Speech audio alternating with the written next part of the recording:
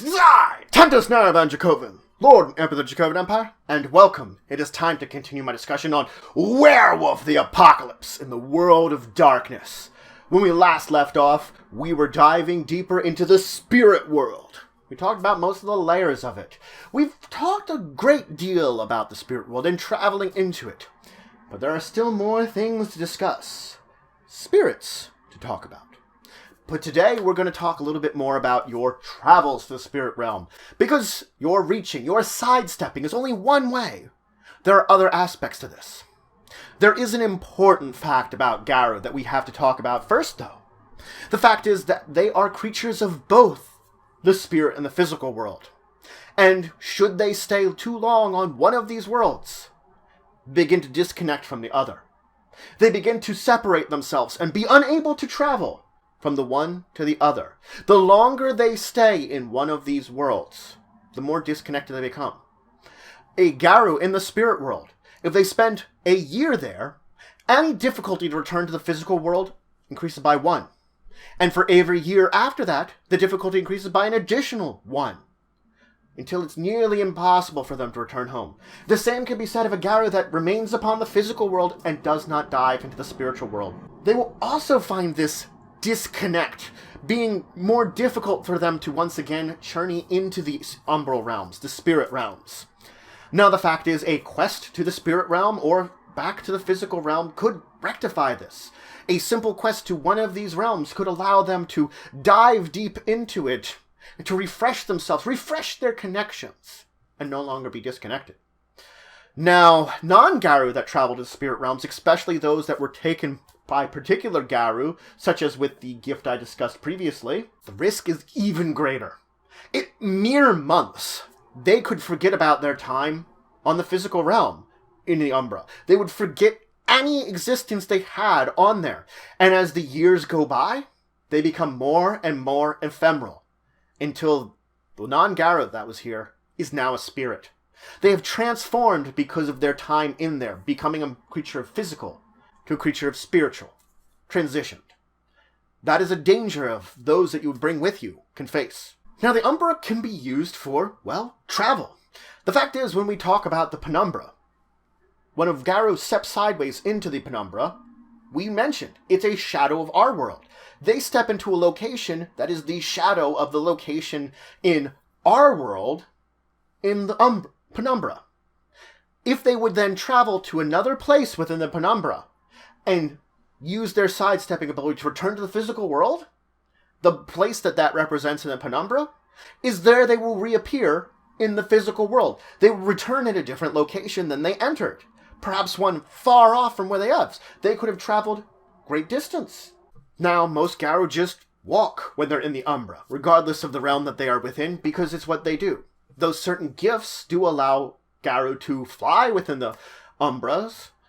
Now, the fact is that it's only easy travel within, of course, the penumbra. Once you leave into the near Umbra, maps, directions, landmarks, they go out the window. It is difficult to navigate once you have left the penumbra. They fairly much just think about where they want to go within the near Umbra or deeper, find a moon bridge, step on it, and just start walking. Now the time it takes to move from one part of the Umbra to another varies. There are many things that say it could vary by the phases of the moon, it could vary by the seasons. Truthfully told, it's unsure what causes this variation in the travel time. And the actual travel time, when we come to game terms, will be up to your storyteller to how long it will take you to travel from here in the near Umbra to here in the other parts of the near Umbra, or here in the near Umbra to here in the deeper Umbra, depending on the moon bridge you're taking, depending on where you're trying to, well, walk to. Now, a garou that wishes to travel deeper into the Umbra must find a moon path to their destination. Moon paths are the easiest way for a garou to travel from the places of the Umbra closer to the physical world to the deeper places farther off. The fact is, though, that when a garou would travel, the best time to travel is the full moon. During a full moon, lunes will protect it, will kind of guard these moon paths. Now the fact is, they are indeed a fickle and wrathful creature to begin with, a type of fickle and wrathful spirit. but especially during the full moon. So should you decide to wander off the path that you have chosen to walk upon, well then it's up to the Lunes as to what they do to you. They could just torment you for a period of time playing some tricks at you, or some of the things they could do could even be outright deadly. So, depending on the time that you encounter one of them, depends on about probably how dangerous this encounter is, but the safest time to walk in the bridge is the most dangerous time to encounter them. A little bit of trade-off.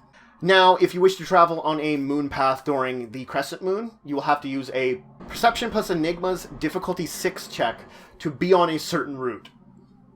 During a new moon, moon paths are all but unavailable and are utterly deadly. So, do not travel during a new moon. Now, garou can also travel to the Umbra or through the Umbra using spirit tracks, which are left behind by spirits using the Erit senses. The fact is that this is a little more dangerous than the moon paths. These are not protected by Lunes, and the fact is these can be confusing. Oftentimes a garou requires some kind of guide in order to navigate these tracks. The fact is also the tracks could end. If the spirit that created the tracks decides to end them while the garou is on them, you're lost in the Umbra, wherever they were left behind. Now granted, you could try to bargain with a spirit that has Arte senses to create a new track to have you follow. In this case, they would lead you back to a moon path, or another spirit track that is in existence. One that has a similar ability, can get you there, and hopefully get you where you finally need to go on this more dangerous path. Now there are also spirit gates. Spirit gates connect one portion of the Umbra with another. You merely have to step through it, and the garou will find themselves from the realm they were, in the realm they were trying to get to. Instantaneous. Very simple travel. The thing about spirit gates is they are oftentimes guarded by various things that on either end, preventing travel through them. Perhaps with some bargaining, or perhaps with some combat, you might be able to gain access. Depends on the circumstances and where you're trying to actually go. Spirits tend to be the main thing which, well, guard spirit gates. Anchorheads are a form of spirit gate, an important thing to note. Now, this isn't the only forms of umbral travel. There are, of course, plenty of rumors of other types that exist. Glasswalkers are said to be able to travel through the Umbra using the web of the Weaver, which does connect all of reality. The Worm is said to have their own tunnels that they have deep through the Umbra, which allows the travel of their minions. And even the creatures of the wildlings, well, they have a strange talent for just ceasing to be in one area and appearing in another. So there are other forms of umbral travel that exist out there for those that are foolish enough to try to find them and use them. Creatures that dwell with the Umbra cannot automatically see into reality, just as creatures of reality cannot automatically see into the Umbra. You cannot see on the other side of the gauntlet off the bat. If a garou wishes to see into reality from the Umbra, they must make a Gnosis roll, with the difficulty of the gauntlet rating of the area you are peering into. Now, should you succeed, you peer into the physical world. You get this kind of shadowy, hazy version of the physical world. All the things that were not in the penumbra, all the people, trees, buildings, objects that did not have enough spirit to have an imprint within the penumbra, now appear before you. The thing is, details are fuzzy. Things like newsprint are impossible to read, though, if you do score 4 or more successes, you've actually focused yourself enough that you could read some things with detail, that you could pick up some of the detail on the items you are seeing. The important thing here, though, is your nose, your ears, your sense of smell, your eye, your hearing. They are unaffected by this haze that comes over you once you peer into reality from the Umbra. You have nearly full access with nearly 1 success to those smells, sounds. Now, peeking is considered dangerous.